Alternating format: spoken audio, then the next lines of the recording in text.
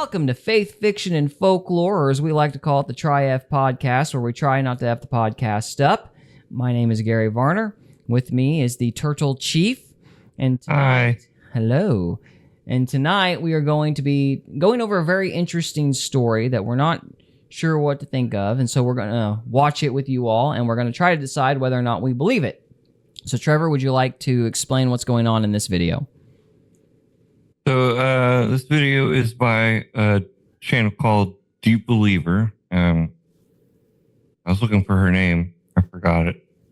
But she tells you her name in the very beginning.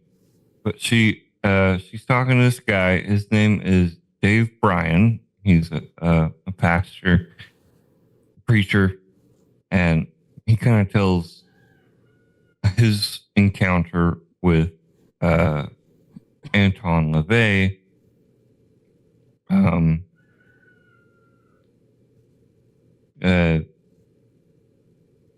He's kind of he is the founder of the satanic church to do with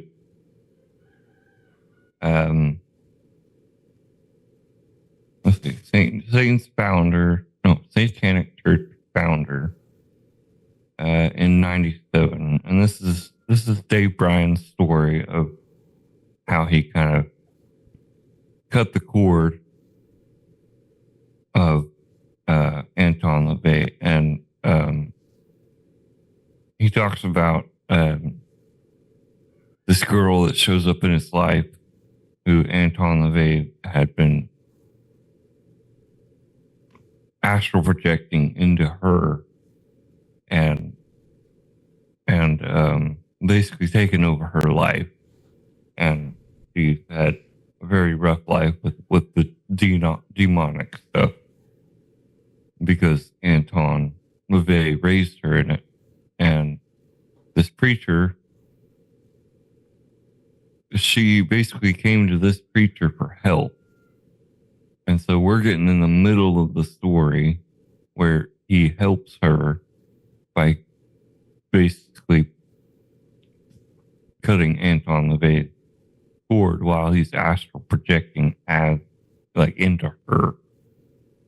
So okay. And to be clear, we're not sure if we buy the story, or at least I'm not. And so we're going to listen to it, and we're going to see what we think. And we might find it believable. We might not. I'm curious to see if he's going to cite any law enforcement that were there, or give any sort of corroborating evidence for what he claims. If he doesn't, then we'll just kind of have to look at his body language and suss out maybe inconsistencies in the story or something like that. But we're going to evaluate, and we're going to see what we think. So, Mr. Turtle Chief, are you ready? I'm ready when you are. All right, let's get into this.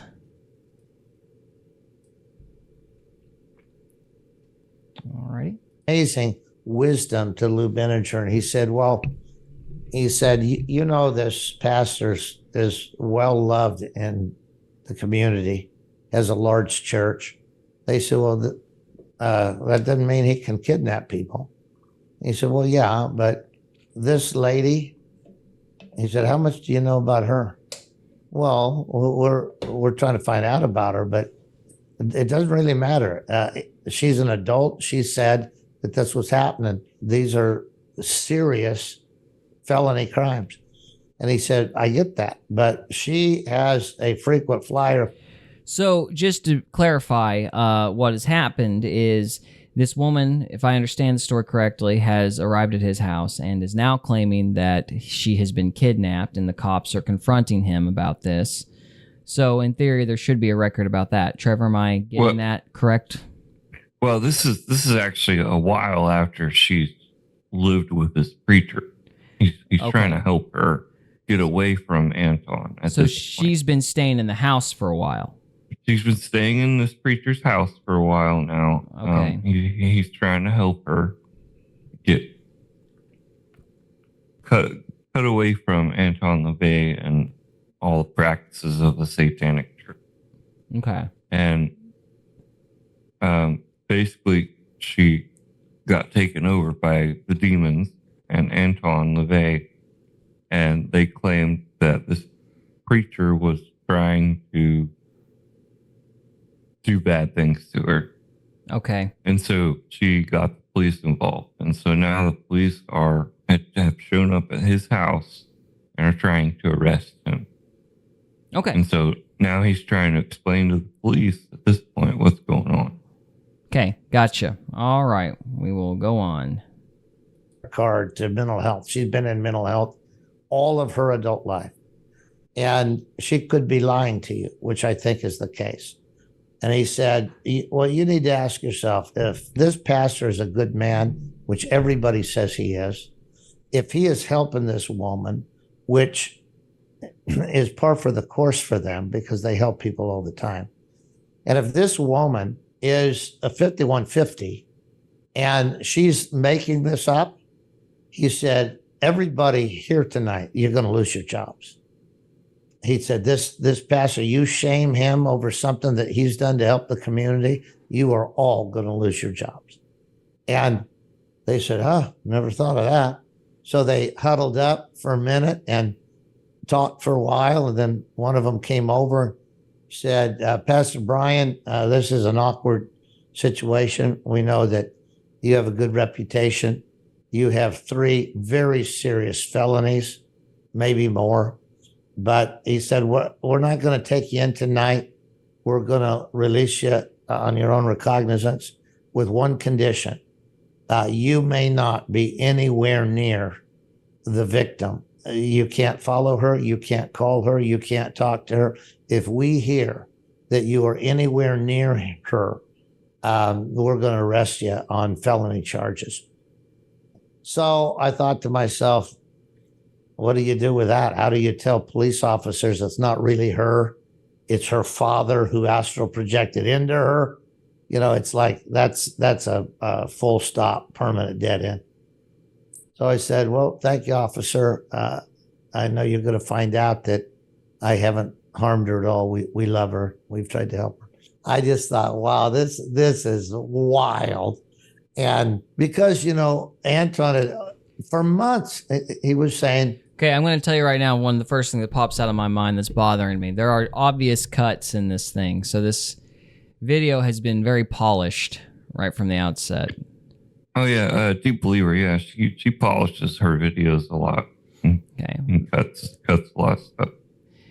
Well, that makes it hard to kind of evaluate it because, if he says something stupid, they can just cut it out. You know what I mean? Yeah, I didn't even think about that. Yeah, so we'll keep watching, though. We'll see what he has to say. Be an interesting story, if nothing else. You wait till Halloween Eve, and you will know why I serve the Dark Lord instead of the pathetic weakling. And I just thought, Lord Jesus, you can't leave him in his arrogant, smug contempt.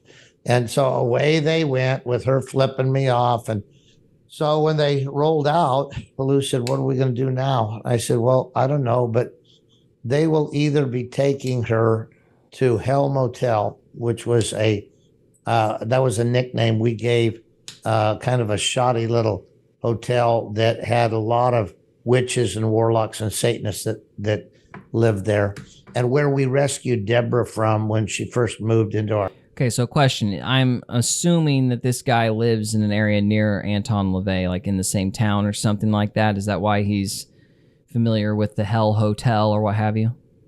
Pretty close, yeah. It says it in the story, but it's been a while since I watched this last. Okay, well, I'm getting vibes that he lives in the same area, so... Yeah, it was pretty close. Okay, so we'll run with that. Our house, that's where she had been. So I said, they'll either be staging at Hell Motel, and because on the astral plane, you can't be out of your body for a long, long time.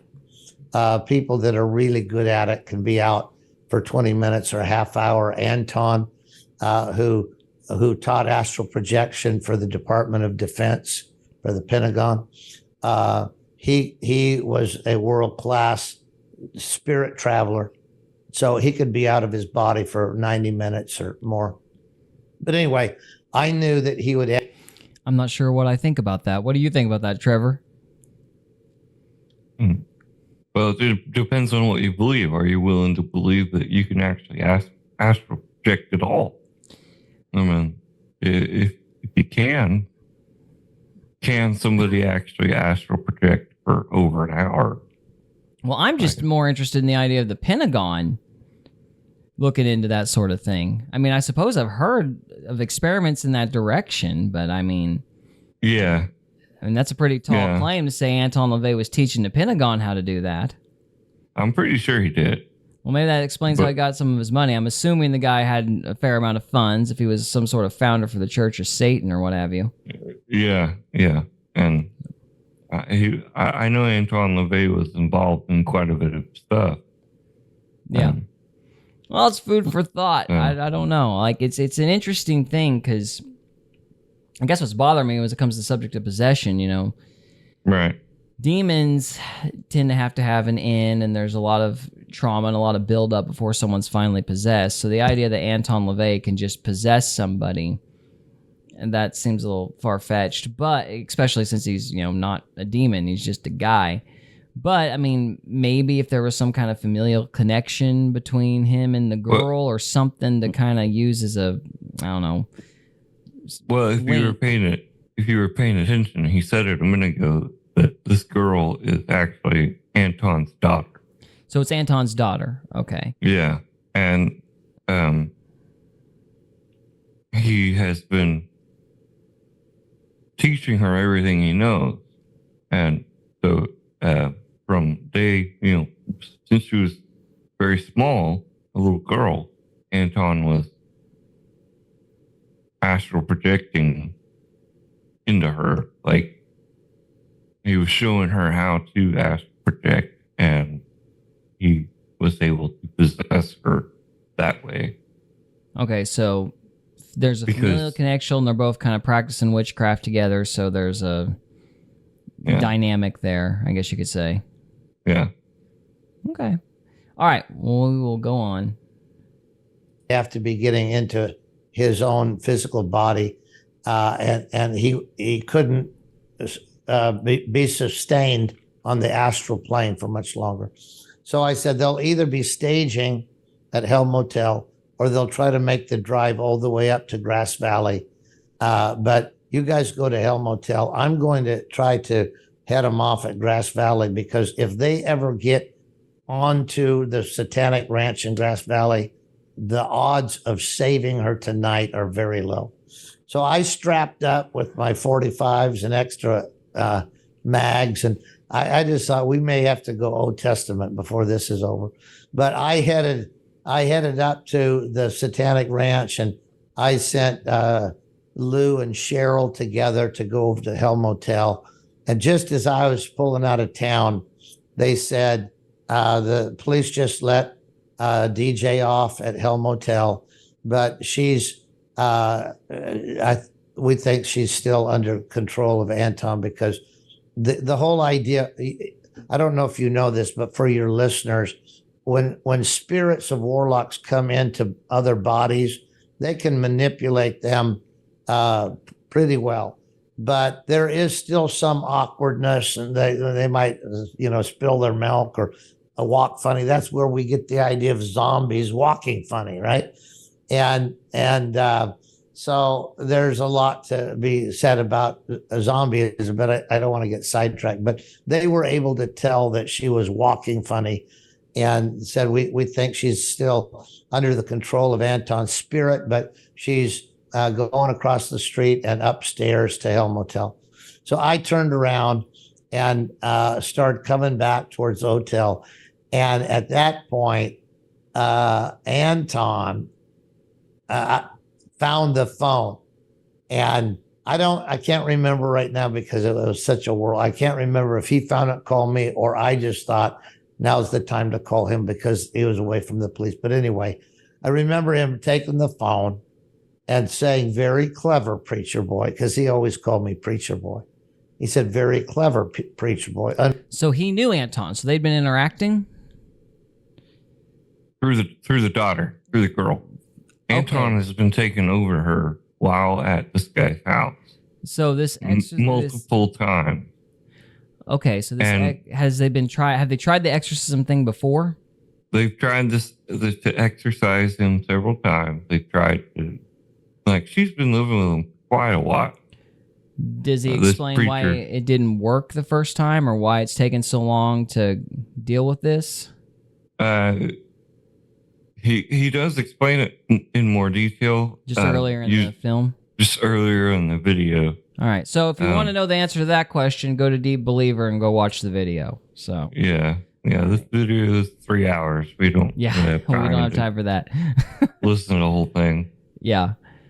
So, okay. So he's been trying to get Anton out of this girl for a little bit, or at the very least, he's manifested in the preacher's house. Yeah. And that's how they knew each other. Yeah. Okay. Multiple times. Yep. Okay. All right. Unfortunately for you, it's too late. And then he began to just loathe the Lord Jesus and Christianity and us. And he said, tonight we'll slit her feet. That's one of the things they do in human sacrifices. We'll slit her feet and drink her blood in a sacrifice to the dark Lord. And her death is on your hands because you caused this. She was my daughter, not yours. She was conceived by me. I raised her. I prepared her. I got her ready to be presented to the dark Lord. And this is all your fault, and her blood's on your hand. And then he began to just blaspheme Christ. And when he did, the Spirit of the Lord just rose up in me. And I heard the voice of the Lord as clear as I've ever heard anything. Cut his silver cord. And I had never done that. I had read about it in the Bible. I had talked to another fellow about. Oh, that's interesting. I have to compliment that. I didn't realize the term silver cord was in the Bible. I mean, It is. Yeah. I've read Ecclesiastes, but I missed that apparently. It talks about cutting the cord, and when someone astral projects, if someone prays to have your cord cut, it can actually, like, if God deems it necessary, he'll do it. See, that's interesting. I thought that was just a Greek mythology thing, but I was wrong apparently. Apparently, Solomon wrote about it. Solomon wrote about it as well, and yeah, apparently the Greeks were stealing it from somebody else. Maybe from Solomon. Who knows? Who knows? About it. I had heard that it could be done, but I just didn't have any experience. But when he hung up blaspheming Christ, I called first Cheryl and Lou, who were together at the back of the house. I said, God just spoke to me. We're supposed to cut Anton's silver cord. And they said, okay, we'll pray with you. And I called Jill Underhill. She was the head of our intercessors team. I said, are all the intercessors there? Yeah, we're here. I said, Anton has kidnapped Deborah Joy. And if we don't get her back, she'll be sacrificed to Satan tonight. And so I want everybody to pray with one accord that God would cut Anton's silver cord. And by that time, I was there at Hell Motel, and I jumped out of the car, left it running in the road, was standing in the road in front of Hell Motel, just calling on God, cut his silver cord. In Jesus' name, cut his silver cord. And suddenly, DJ come bursting through the door, saw me. She said, Dad, help. She came over. She's a little gal. She come over and hugged me, and I put her in the car, and we took off back home. I said, DJ, what happened? And she said, Anton bounced. Well, bouncing is a term that is used in the astral realm, and especially in witchcraft. If a witch goes out on the astral plane, astral projecting, and stays too long, or something goes wrong, and their silver cord breaks or is cut, and they can't get back into the body. And so they're trying to re-enter the meat sack, right? The body. and they can't get back in. And so they call it bouncing. And she said, Anton bounced. And I said, we were praying to cut his silver cord. She said, well, I came too. And Anton had left her, his spirit man had left her and was trying to get back into his body and wasn't able to. Well, most of that occult realm are seers, and they can see things that are invisible to the rest of us. So the coven, they saw that he wasn't able to get back into his body. So the entire coven gathered around him. He was their black pope, right? And so they began conjuring and calling on Satan, and please help the black pope. Well, now she's laying on a couch watching them across the room, all gathered around him. She just jumped up, ran out the door, ran down the steps, and I was waiting there. And so that was the first news that Anton LaVey had died that night. And well, we went back to our home, and of course, everybody was gathered there in prayer. Lou and Cheryl showed up. DJ told the story. Anton bounced, and he's dead. And so anyway, we were praising the Lord. So this was an interesting thing that popped in my head while I was saying that. I realized, so apparently this cutting of the silver cord happens to people who astral project from time to time. I guess that's right. It's a thing. Yeah. It's a thing, yeah. So I wonder what would cause that. I mean, aside from praying that it be cut directly, I wonder if there's any other reason that somebody couldn't get back into their body or what have you. Well, I mean, simply put, God decided enough's enough. Yeah. For Anton. But. Well, it's an interesting idea. I just don't know what to make of it. I'm like, I didn't know there was a whole science to astral projection, and the term bouncing is very interesting.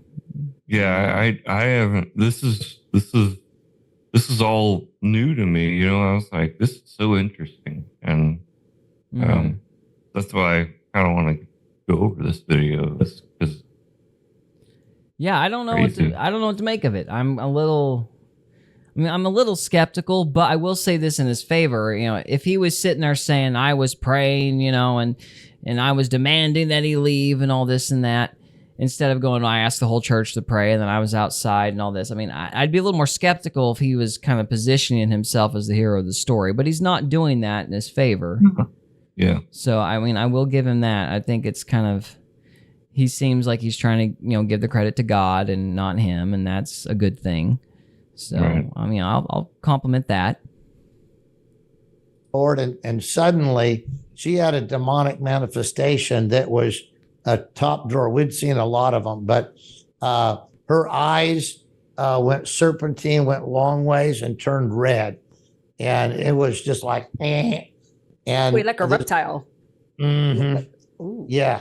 And this voice spoke out of her to me and said, you murdered the Black Pope. And I said, who are you? And the spirit said, I'm Leviathan, his power spirit. Well, Leviathan, if you've seen pictures of Anton LaVey, you've seen him with a big snake around his neck. But he seems very self-important in this picture. Right. It's like, look at me, look at my Zoolander face with my snake. Yeah. Yes. Like Dr. Evil villain. Yep. I wonder if he thought that was scary. I mean, I look at that and I'm like, well, that's just silly. You look like a silly person. I mean, do this with your finger, I mean, come on. But what you don't know is that snake, just like the Harry Potter movies, that snake can transmogrify into different shapes, and because it's actually a spirit being that's very, very powerful. I'm sure he claimed that, but I doubt the snake was actually transmodifying. I suppose it's possible, but the thing about Satanists is I imagine they pride themselves on lying. I think that would be part of their shtick. Probably. That takes the shape of a snake, but can also possess people and do things like this boy, Cody, the power spirit that wrapped around him and told him to deny Christ, right? So anyway, now this power spirit, very powerful spirit called Leviathan. It's arguably one of the most powerful spirits there are, and it's speaking out of her. You murdered the Pope, and so I said, well, you have no right to her. I have a right, a birthright to her. I said, no, that has been broken. It's her father's birthright. I said, she's disowned Anton. I'm her father, and God's her father, and you do not have that right anymore. And we had a little short argument, and I said, Anton has other daughters that worship. Now, I will make a point of complaint on this. Like, I'm under the impression you're not supposed to talk to the trashy things, because that either opens the demons or whatever. Because it opens doors and stuff. Like, I guess that's a moral question. Is it ethical or not ethical to talk to these things, particularly like in an exorcism or something, like, other than to say in Christ's name, get out, you know? Right. Well, I mean, think about it. Jesus talked to Legion. Yeah, I guess that's true.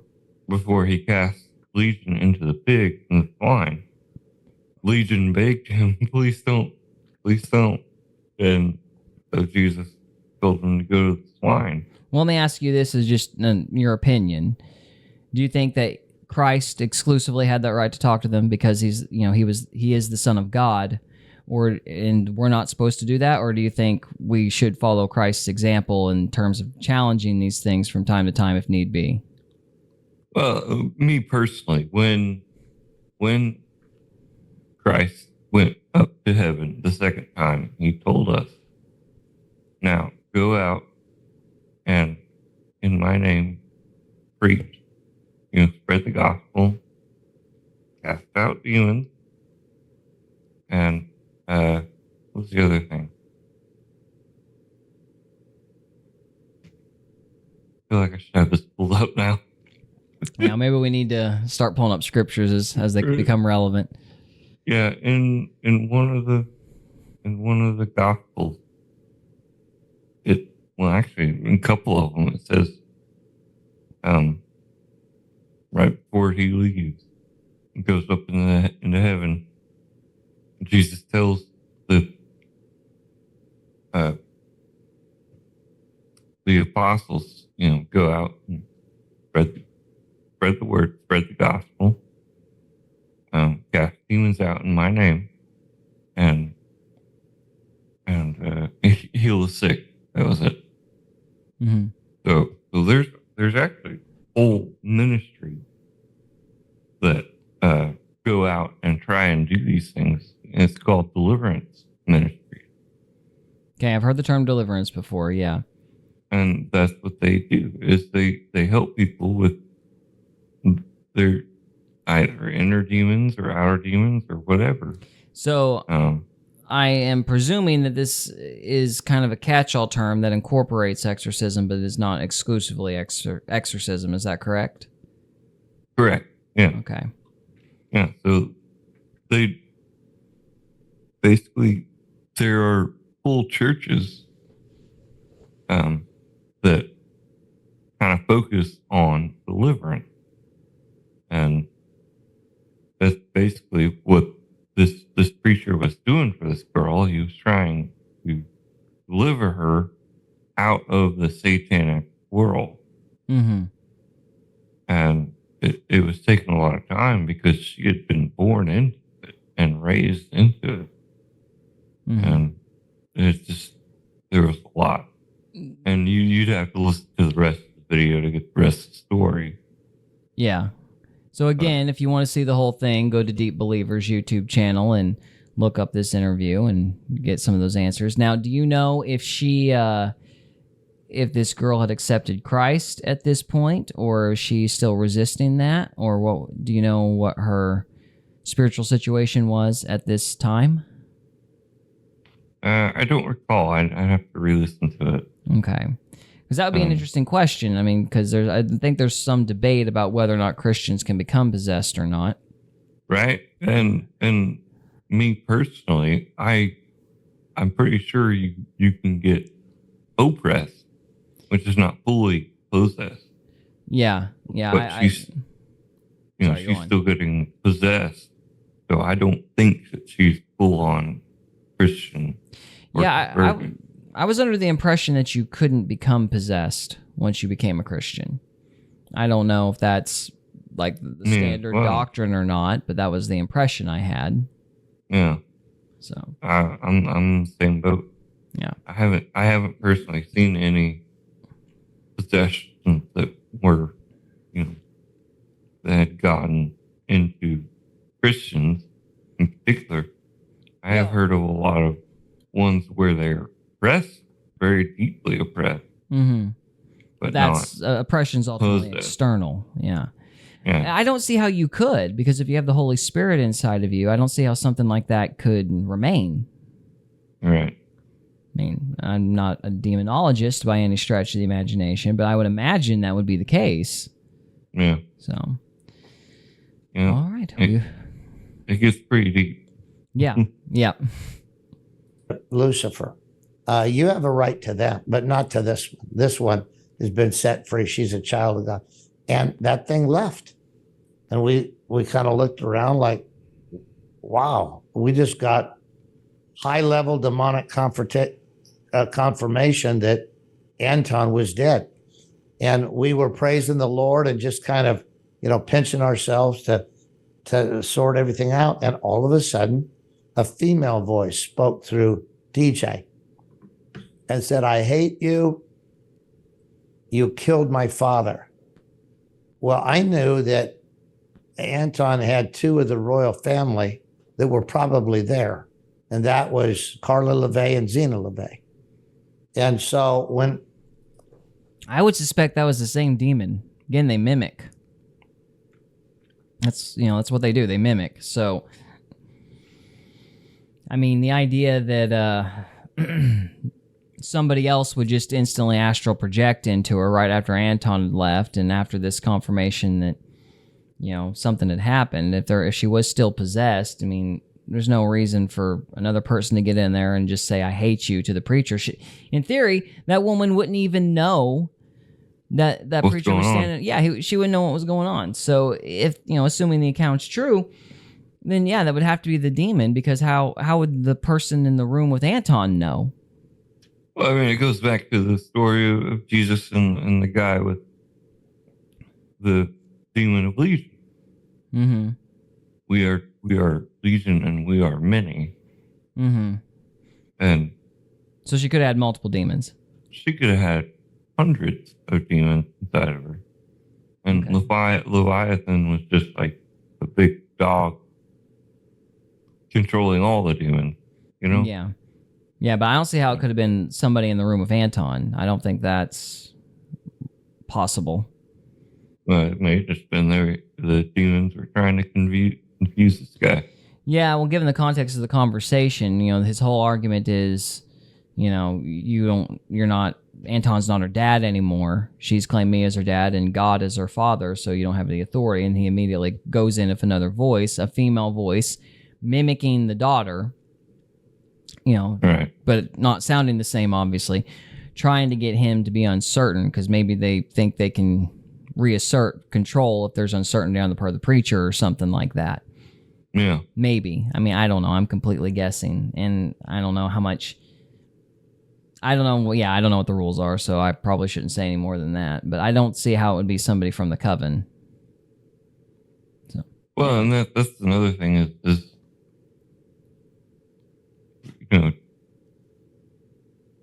there's a lot we don't understand, but how much do Satanists understand? Right. Because they're going at this from their biblical point of view. Very warped, but yeah. It's extremely warped. Yeah. But to them, it's not warped at all. Yeah. Yeah. And if they are actually, Anton's children, how much do they know? Right. And, I don't know. No, you're good. Well, what I do know is that it's been longer than 30 minutes, so we need to wrap this part 1 up. So, Okay. guys, thank you very much for watching. We will finish this video next time, and we'll see you Thank then. you. Adios. Bye.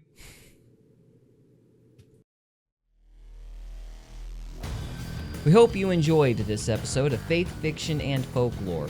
If you did, we would love it if you would subscribe to us on YouTube or follow us on Rumble. We can also be found on X, Instagram, and Facebook. And we are available on Spotify, Apple Podcasts, Amazon Music, and iHeartRadio. Thank you again very much for listening, and we'll see you next time.